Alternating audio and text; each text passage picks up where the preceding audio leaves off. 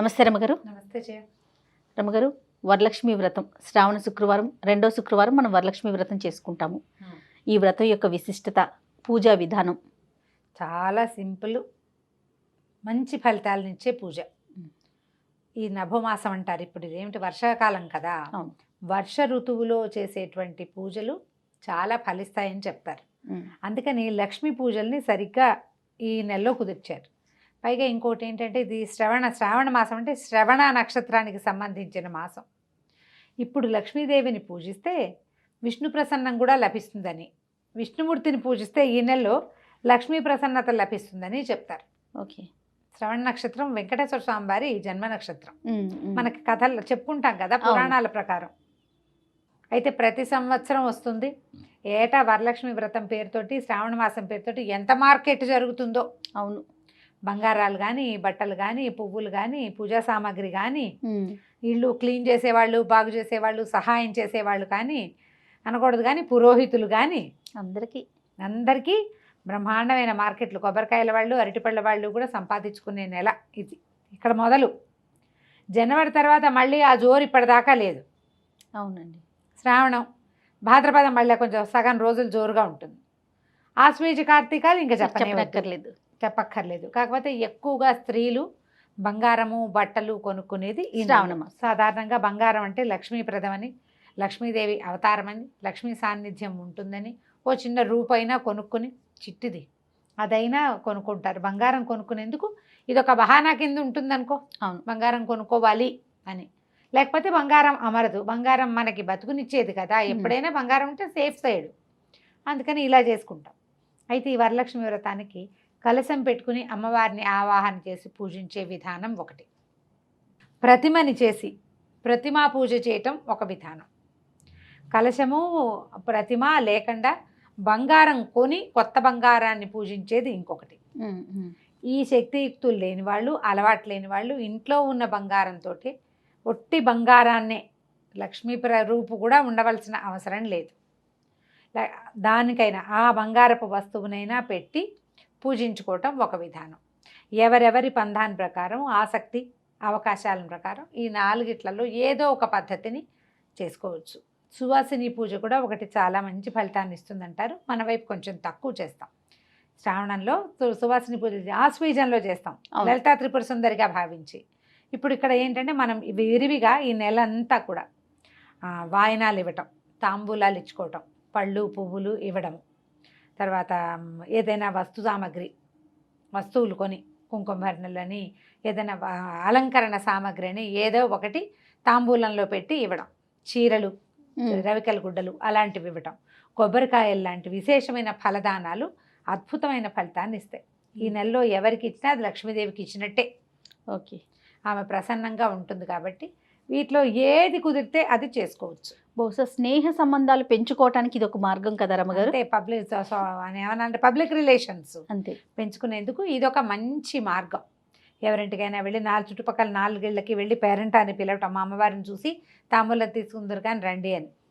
అమ్మవారిని చూస్తారు, తాంబూలాలు తీసుకుంటారు. వీళ్ళంతా కలిసి ఒక ఇంటికి వెళ్తాం. వానాకాలం చీరలు తడిసిపోతుంటాయి, మధ్య మధ్యలో అలాగే గొడుగులు వేసుకుని, కార్లు వేసుకుని ఎలాగోకలాగా వెళ్ళి ఈ పేరెంటని చేసుకోవటం, లక్ష్మీదేవులుగా భావించి ముత్తైదుల్ని మన ఇంటికి పిలుచుకోవటం, లేదా మనమే తాంబూలాలు మోసుకెళ్ళి వాళ్ళ ఇంట్లో ఇచ్చి రావటం, ఏదైనా చేసుకోవచ్చు. ఇది ఒక సోషల్ స్టేటస్ని చూపించేందుకు ఉపయోగపడుతుంది, కానీ పబ్లిక్ రిలేషన్స్ పెంచుకోవడానికి కూడా చాలా ఉపయోగపడుతుంది. అలవాటు ఉన్నా లేకపోయినా లక్ష్మీ పూజ లక్షణంగా చేసుకోవచ్చు. సాధారణంగా పౌర్ణమికి ముందు వచ్చే వారాన్ని మనం వరలక్ష్మి వ్రతంగా చేసుకుంటాం.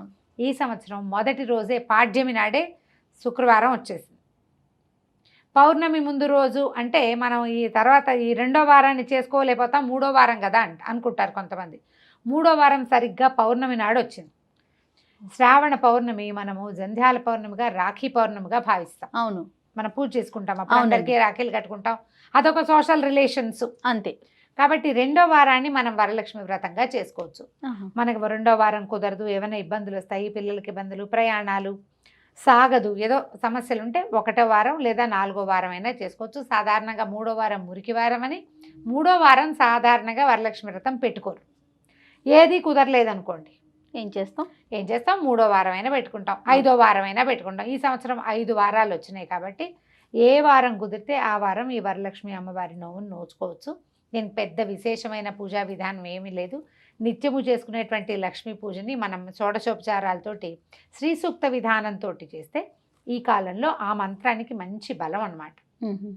కలిసి ఉండి అవకాశం ఉంటే పెట్టుకోండి, లేకపోతే చక్కగా శ్రీ సూక్తంతో ఒక్కొక్కటి చదువుకోవటము, అమ్మవారికి కుంకుమ సమర్పించడం, పసుపు సమర్పించడం, అలంకరణ చక్కగా పువ్వులు, మంచిగా గాజులు, పువ్వులు గాజులు. మనం ఎవరికైనా వాయనం తాంబూలాలు ఇచ్చేటప్పుడు కూడా పళ్ళు, పువ్వులు, పసుపు, కుంకుమ, గాజులు, తర్వాత రవికల బట్టలు, చీరలు, అట్లా ఏమైనా మన అవకాశాన్ని బట్టి శక్తి మేరకు ఇచ్చుకోవచ్చు. గాజులు కూడా ఇస్తాం లక్ష్మీదేవి కోసం. అమ్మవారిని చక్కగా అలంకారం చేసుకోవటం, స్థిమితంగా కూర్చుని ఏమైనా పదార్థాలు వండుకొని 5 పదార్థాలు, 3 నుంచి నియమం. ఒకటైతే మరి ఒంటరిగా ఉంటుందని అనిపిస్తుంది, ఏమీ కుదరకపోతే శుక్రవారం చేసుకుంటాం. వరలక్ష్మి వ్రతానికి మాత్రం ఓ 3 పదార్థాలు సులువుగా చూడండి. అన్నం వండుకుంటామా, పాయసము, పులిహోర, దత్తోజనము అన్నంతో చేసేయచ్చు. ఒకే అన్నంతో 3 పదార్థాలు కూడా కావించవచ్చు కదా.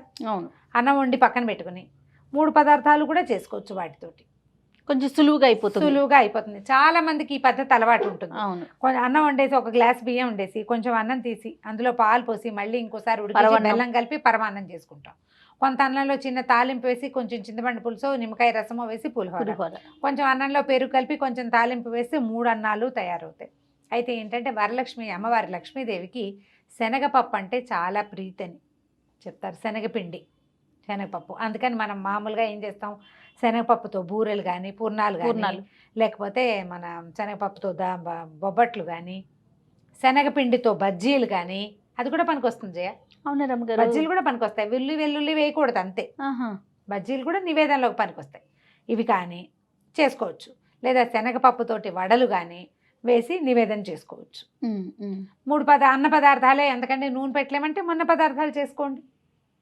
మామూలుగా అన్నం, కూర, పప్పు ఏదో చేసుకుంటాం కదా వంటకం, అది కూడా ఓ పళ్ళెల్లో వడ్డించి అమ్మవారికి నివేదన చేయండి. మీ భక్తి శ్రద్ధే కానీ మీ పదార్థంలో ఉన్న హెచ్చు తగ్గు అమ్మవారికి అవసరం లేదు. అంతే, ఆమె అది చూడదు.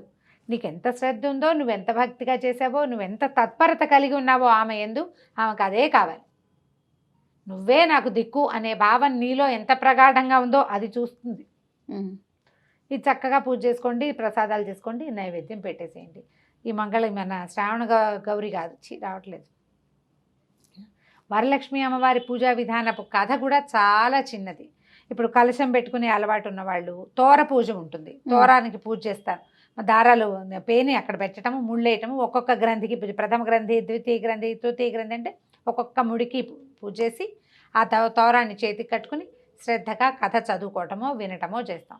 వాళ్ళ చారుమతీదేవి కథ చాలా సింపుల్, చిన్న కథ. చారుమతీదేవి ఒక గృహస్థుని భార్య, అర్ధాంగి. ఆవిడ ఇల్లాలు, ఇంట్లో ఉండేది, అత్తగారి మావగారిని బాగా చూసుకునేది, ఇంటికి వచ్చిన అతిథి అభ్యాగతుల్ని చూసుకునేది. ఆమె యొక్క గుణగణాలకి మెచ్చినటువంటి వరలక్ష్మి అమ్మవారి ఆమె కల్లో కనపడిందట. నేను వరలక్ష్మిని, నీకు వరాలు ఇవ్వడానికే వచ్చాను. శ్రావణ మాసంలో వచ్చేటువంటి 2వ శుక్రవారం, పౌర్ణమి ముందు వచ్చే శుక్రవారం నాడు నన్ను పూజించు అని చెప్పింది. ఆమె ఆ కళని తెలుసుకుని చుట్టుపక్కల వాళ్ళకి చెప్పింది, అత్తమా వాళ్ళకి చెప్పింది. అందరూ చేద్దాం అన్నారు. ఓ 2-3 నెలల తర్వాత వచ్చింది శ్రావణం. వస్తే ఈ నభోమాసంలో వచ్చినటువంటి దీని రోజున, వరలక్ష్మి వ్రతపు రోజున అందరినీ పిలిచారు. చుట్టుపక్కల వాళ్ళంతా వచ్చారు, చుట్టాలు పక్కాలు అందరినీ. తర్వాత పంచపల్లవాలతోటి కలశాన్ని ఏర్పరచుకున్నారు. మర్రి, రావి, జువ్వి, మేడి, మామిడి, ఇవి వాటి తలుకు కొసలు. మనం మామూలుగా మామిడి పెట్టుకుంటాం. అవును, మర్రి, రావి, జువ్వి, మేడి కూడా పెడతారు. జువ్వి అంటే అదొక చెట్టు, జువ్వి చెట్టు అంటారు. ఆ జువ్విని కూడా పెడతారనమాట. ఈ 5 పంచపల్లవాలతోటి కలశాన్ని ఏర్పరిచి ఒక చక్కగా మందిరంతా గోమయంతో అలికి ఒక శుభ్రమైన ప్రాంతాల్లో మనం పూజకి ఎట్లా చేసుకుంటాం అలాగా నియమంగా గోమయంతో స్థలాన్ని శుద్ధిగా అలకటము, చక్కగా ముగ్గు వేయటము. తర్వాత దాని మీద ఏమో అమ్మవారికి ఒక మందిరాన్ని స్థాపించడం, దాంట్లో కలశాన్ని స్థాపించి అమ్మవారికి పూజ చేసుకున్నారు. పూజ అయిన తర్వాత పూజా మందిరానికి 3 ప్రదక్షిణాలు చేశారట. మొదటి ప్రదక్షిణ చేయగానే వీళ్ళందరికీ కాళ్ళకి ఆభరణాలు వచ్చేసినాయి. 2వ ప్రదక్షిణ చేయగానే శరీరం అంతా సర్వాభరణాలు వచ్చేసినాయట. అంటే ప్రదక్షిణ చేస్తున్న ముత్తైదువులకి. 3వ ప్రదక్షిణకి వాళ్ళ ఇంటి నుంచి అందరికీ బళ్ళు వచ్చినాయి అంటే సాధారణ కుటుంబీకులకు కూడా ఇల్లు కూడా ధనధాన్య సమృద్ధితోటి నిండిపోయింది. అదే చెప్తారు కథలో. వచ్చిన వాళ్ళందరూ ముత్తైదులు మా చారుమతి దేవి భాగ్యమే భాగ్యం, ఎంత గొప్పగా ఈవిడికి వరలక్ష్మీదేవి కల్లో కనపడింది అని అనుకుని ఆమె వల్ల మనకు కూడా సౌభాగ్యం లభించిందని అందరూ ఎవరిళ్ళకి వాళ్ళకు వెళ్ళారు. ఆ సంవత్సరం నుంచి వీళ్ళంతా ప్రతి సంవత్సరము వరలక్ష్మి వ్రతాన్ని ఆచరిస్తున్నారు. కుండినం అనే నగరంలో జరిగింది ఈ కథ అని చెప్తారు. అంతే కథ. ఆ కథ చదువుకోవడం పూజే ప్రధానమైంది. కథ చదువుకోవటం, తోరం కట్టుకుని చేతిలో అక్షతలు పట్టుకున్నాం కదా, పట్టుకున్న అక్షతలు అమ్మవారి మీద కొన్ని వేయటం, కొన్ని మన మీద, తర్వాత పిల్లలు జల్లలు పెద్దవాళ్ళు చిన్నవాళ్ళు అందరి మీద వేయటం. అక్షంతలు ఎట్ట పెట్టుకుంటారు మామూలుగా ఎక్కడికైనా బయటకు వెళ్ళేటప్పుడు ఆ 2 అక్షంతలు తల మీద వేసుకుంటే ముఖ్యమైన పనులు అవ్వవు అని అనుమానం వచ్చినప్పుడు కథాక్షింతలు దాచిపెట్టుకోవటం కూడా ఒక పద్ధతి ఉంటుంది.